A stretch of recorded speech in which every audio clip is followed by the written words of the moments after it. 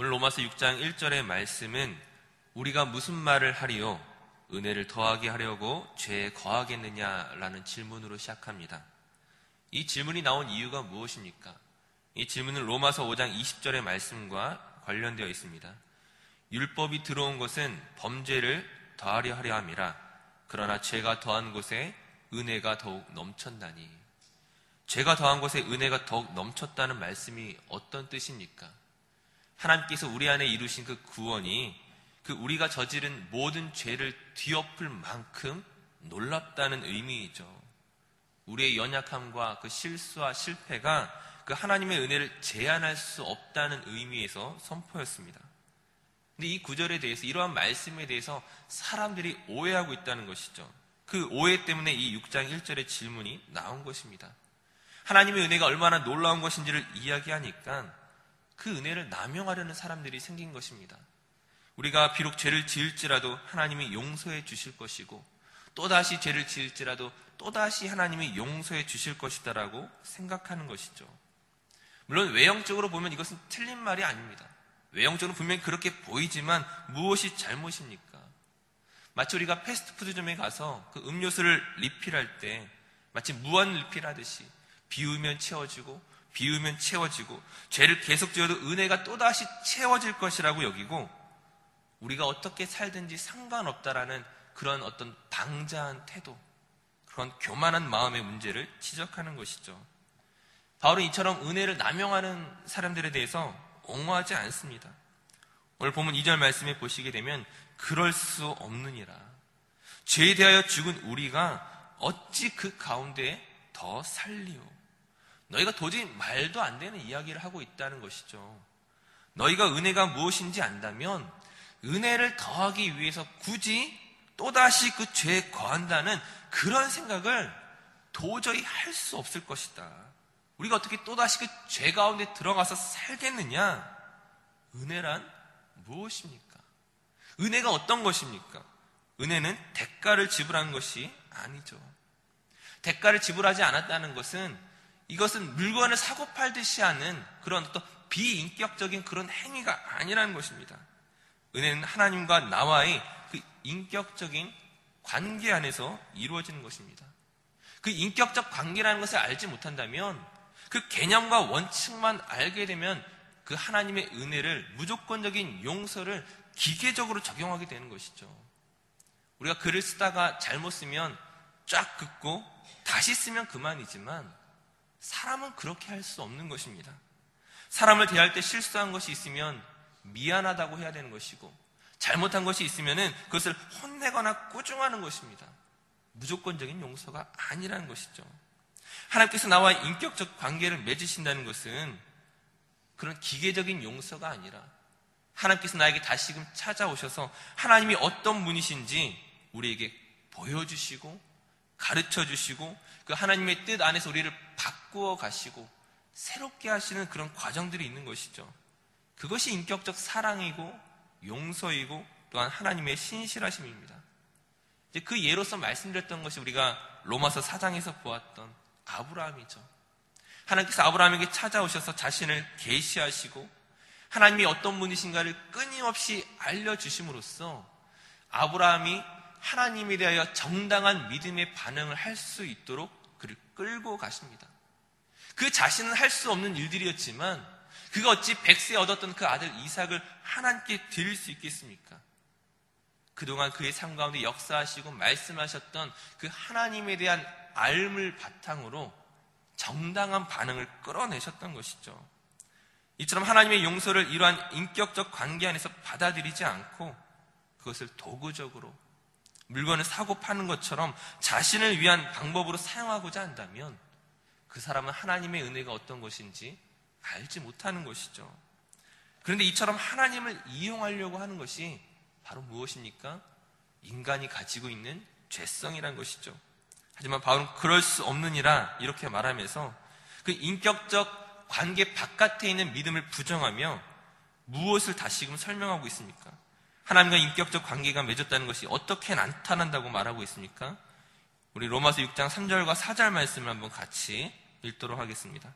오늘 본문 로마서 6장 3절과 4절 말씀 함께 읽겠습니다. 무릇 그리스도 예수와 합하여 세례를 받은 우리는 그의 죽으심과 합하여 세례를 받은 줄을 알지 못하느냐? 그러므로 우리가 그의 죽으심과 합하여 세례를 받음으로 그와 함께 장사되었나니 이는 아버지의 영광으로 말미암아 그리스도를 죽은 자 가운데서 살리심과 같이 우리로 또한 새 생명 가운데서 행하게 하려 함이라. 아멘. 우리가 하나님과 인격적 관계를 맺었다는 것은 예수 그리스도의 그 십자가의 죽으심 속에서 일어났던 일들이죠. 예수께서의 그 십자가의 그 죽으심 안에서 그것을 믿음으로 고백하는 우리가 예수 그리스도와 함께 못 박혔기 때문입니다. 예수 그리스도와 함께 그분과 합하여라는 것이 무슨 의미입니까?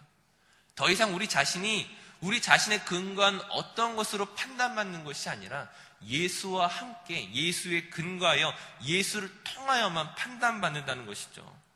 우리의 죄된 과거가 우리를 더 이상 구속할 수 없고 사망이 우리를 주장할 수 없으며 더 나아가서 하나님이 기뻐하시는 일, 생명을 살릴 수 있는 일을 할 수 있도록 우리가 변화되었고 부름을 받았다는 것입니다. 생명이 있으면 그것을 감출 수 없고 우리에게 주어진 그것을 우리가 부정할 수 없는 나타날 수밖에 없게끔 하신 것이 하나님이 우리 안에서 일하시는 그 역사하시는 표징이죠. 그럼에도 불구하고 사단이 우리가 여전히 죄 가운데 살아갈 수밖에 없는 존재라고 우리를 속이고자 합니다. 말 그대로 거짓말이죠. 우리가 예수를 믿기 전에는 불의한 일을 할 수밖에 없었지만 우리의 과거가 우리의 죽음이 사망이 십자가에 못 박힌 이후에 우리는 생명의 일을 할 수 있도록 변화된 존재임을 그 부름받은 자림을 우리가 잊어서는 안 되는 것입니다. 오래전에 이런 예화를 들은 적이 있습니다. 한 남자가 날개를 다친 독수리를 붙잡고서 이제 그 독수리의 다리에 밧줄을 묶고 또 다른 한쪽을 통나무에 묶어 놓았습니다. 이제 날개는 다 나았지만 독수리가 날아갈 수 없는 거예요. 날아가려고 하면 그 다리를 붙잡고 있는 밧줄에 묶여서 날 수 없었습니다. 결국 몇 날 며칠을 시도하다가 이제 그 모든 걸 포기하고 이제 그 남자가 주는 먹이를 먹는 그런 어떤 마치 닭과 같은 신세가 되었습니다. 근데 어느 날 밤에 그 비바람이 강하게 부는 폭풍우가 지나갔을 때 이제 그 다음날 그 남자가 무엇을 보았냐면 그 통나무가 뽑혀져 있고 그 밧줄은 풀어져 있음에도 불구하고 독수리가 어떻게 하고 있습니까? 날라서 도망가야 된다는 것을 모르고 여전히 그 마당 앞에서 먹이를 쪼아먹고 있다는 것이죠. 이 예화가 보여주는 것이 무엇입니까? 오늘 우리의 모습이 과연 이렇지 않느냐는 것이죠. 우리를 묶고 있는 그 죄의 쇠사슬이 이미 끊어졌음에도 불구하고 우리가 이미 하늘을 날아갈 수 있는 존귀한 신분으로 바뀌었음에도 불구하고 예수 안에서 얻은 그 구원을 우리가 바라보지 못하고 또다시 원망하고 또다시 그 죄의 모습 가운데 쓰러져 실패하고 있지 않느냐는 것이죠. 더 이상 죄가 우리를 주장할 수 없음에도 불구하고 하나님 앞에서 내가 무언가를 증명해야만 오늘 내가 어떤 것을 해야만 마치 구원을 받을 수 있는 것처럼 쫓기며 살아가고 있지 않느냐는 것이죠. 다시 우리의 구원을 무엇으로 바라보시겠습니까? 내가 하나님 앞에서 무엇을 증명해야 되는 것이 아니죠. 하나님께서 우리에 대한 신실하심과 그 의로우심과 자비로우심을 하나님이 이미 증명하셨기 때문입니다. 내가 하나님께 얼마나 충성했는가, 얼마나 변화되었는가, 얼마나 놀라운 그 감사와 그 반응들을 했는가, 이것은 그 다음 문제라는 것이죠. 하나님께서 오늘 나에게 일하고 계심을 우리가 믿는다면 그럼 내가 뭐 할 게 있나요? 라는 그런 태도가 아니라 또는 내가 무언가를 해야 되는 것처럼 오해하고 거기에 열심으로 거기 빠져있는 것이 아니라 하나님께서 내게 베푸신 그 구원에 감사하며 오늘도 나를 하나님의 그 귀한 자리로 믿음의 자리로 이끌어 가시는 그 주님의 손에 붙들려 그 믿음의 삶을 살아가시면 되는 것입니다. 다시 우리를 묶고 있는 그 죄의 쇠사슬이 끊어졌음을 선포하시고 하나님과 동행하며 하나님을 기쁘시게 하는 그 믿음의 삶을 살 수 있음을 확신하며 오늘을 살아가는 저 어린 모든 성도들 되시기를 간절히 축원합니다. 기도하겠습니다.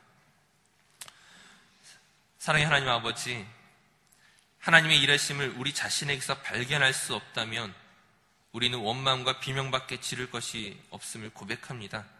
그러나 이제 우리가 하나님을 제대로 몰랐던 것이었고 하나님께서 여전히 우리를 위해 일하시고 이미 놀라운 일을 행하셨음을 다시 한번 말씀 가운데 확인합니다. 믿음의 선한 일을 할 수 있도록 은혜를 더하여 주시고 주님을 밝히 드러낼 수 있는 귀한 일들을 감당케 하여 주시옵소서. 오늘 우리에게 주어진 하루의 삶을 믿음 안에 살아갈 수 있도록 성령으로 충만케 하여 주시옵소서. 감사드리며 예수님의 이름으로 기도드립니다. 아멘.